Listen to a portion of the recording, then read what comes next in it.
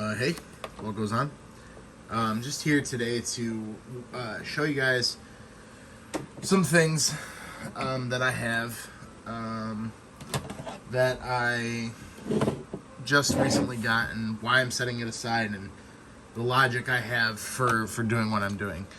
But first, we'll start with the some cards for the PC. We got this little Jeter's November to Remember Postseason Glory. This was a bonus card that came along with this card right here. So 2 Jeter cards for the PC. Needed one, got the other one on the back end.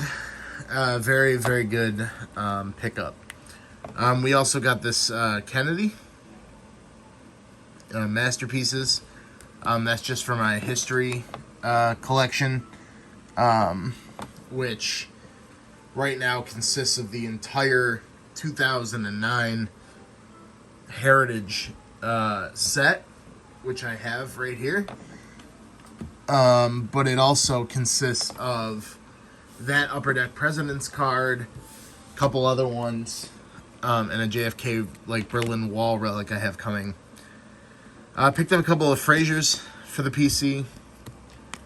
Not sure if I had both of these, but now I do. And then I traded, one of the hits from this box was a Ryan Mountcastle rookie card. I traded it to get this Jason Dominguez. I know it's not his first, but I don't have any cards of this guy yet.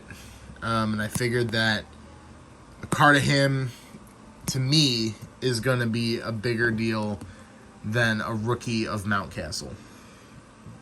But we'll see. So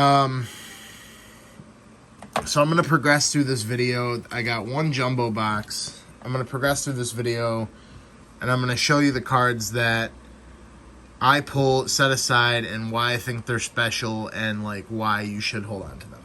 All right. First of all, here's just the regular inserts. I'm not collecting any of these or any of these players, despite the fact that several of them are in the Hall of Fame. This newer stuff of guys who are in the Hall of Fame, it just doesn't really matter. It's not that expensive. Cards like this, who wants a card that looks like this? Nobody. So, you put these aside because they're the inserts of the day, and stuff like this you can get a couple bucks for here and there. Those, of course, all came from the silver packs. But, other than that, it's nothing special. It's nothing remarkable. But you put it to the side just in case sometime in the future people are building sets and there's certain cards in the sets that they need that are harder to find than others. For example, the silver parallels and the gold parallels of the Patrick Sandoval and that kid from the Marlins, right? Stuff like that is hard to find. Parallels are hard to find. That's why so many of them have made my top results from the box. Now I call these players minor rookie cards. If they pan out, cool. And maybe I'm ill-informed on some of these guys. Like, I know he's a pretty good player. But they are not the cream of the crop rookies to me. Even though I have a card of this guy set aside for the future, it'll make sense once you see it.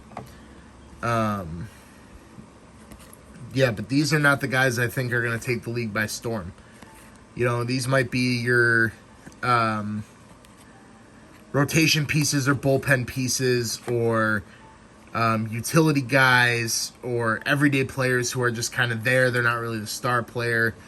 Maybe these guys turn into that type of player, but they don't turn into your superstar players whose rookie cards I have set aside to show you later on. So, yeah, minor rookie cards. Guys who could be a role player or could be somebody important down the line. And now this is my Yankees PC. Of course, we got the Deivi Garcia. That's a dual threat there. He's a top rookie and he's a Yankee. So that card gets set aside.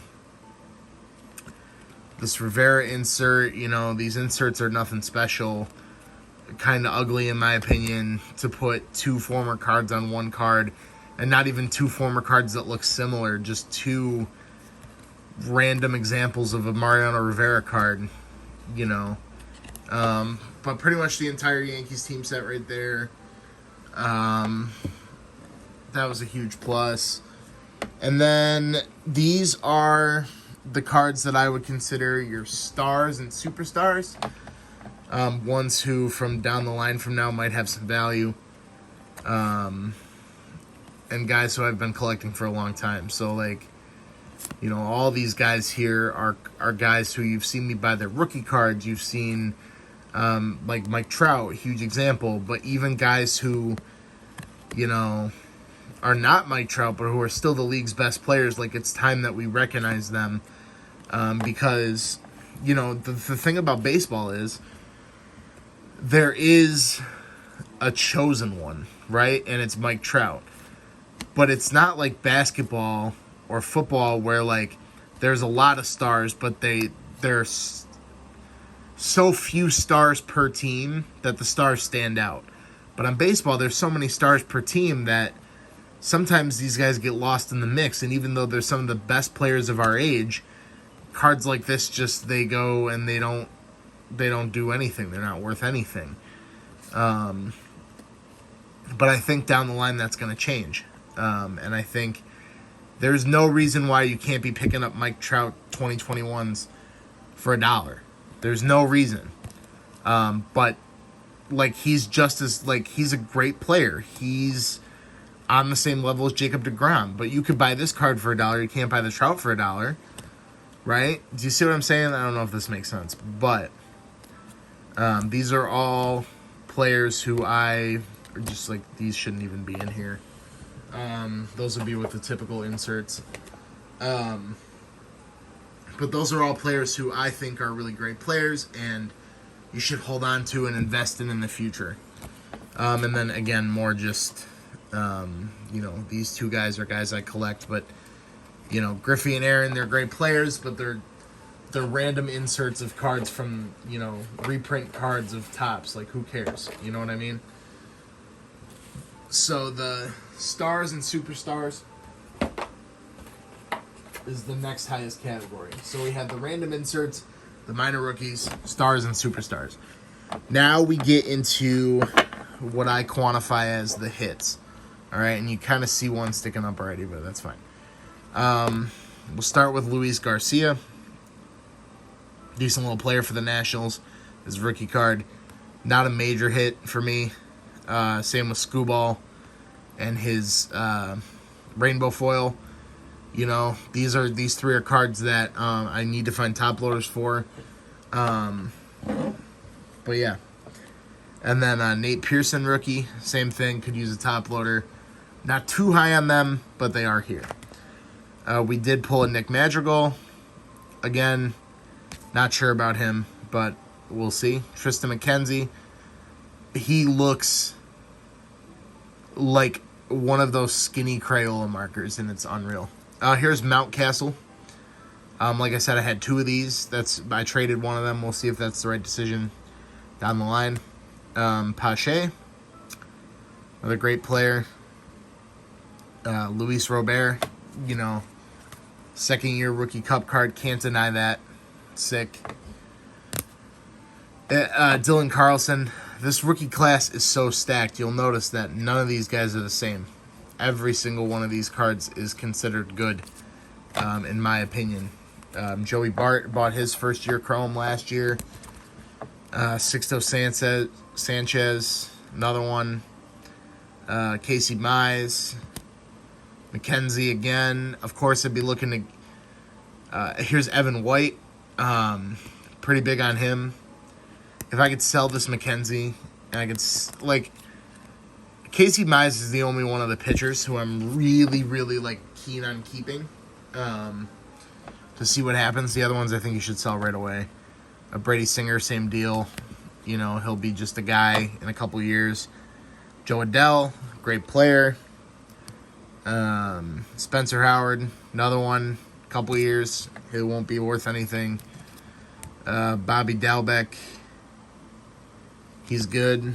You know, he's bottom tier, though. Here's another Pache. We're starting to get into the cooler stuff. There's a Bohm, the patch. This is what I would call low tier hits. What I'm about to show you right now. So those were all like good rookies, solid cards. These are low tier hits. Manufactured patch, Capperlane Gold. Who cares? He's nobody.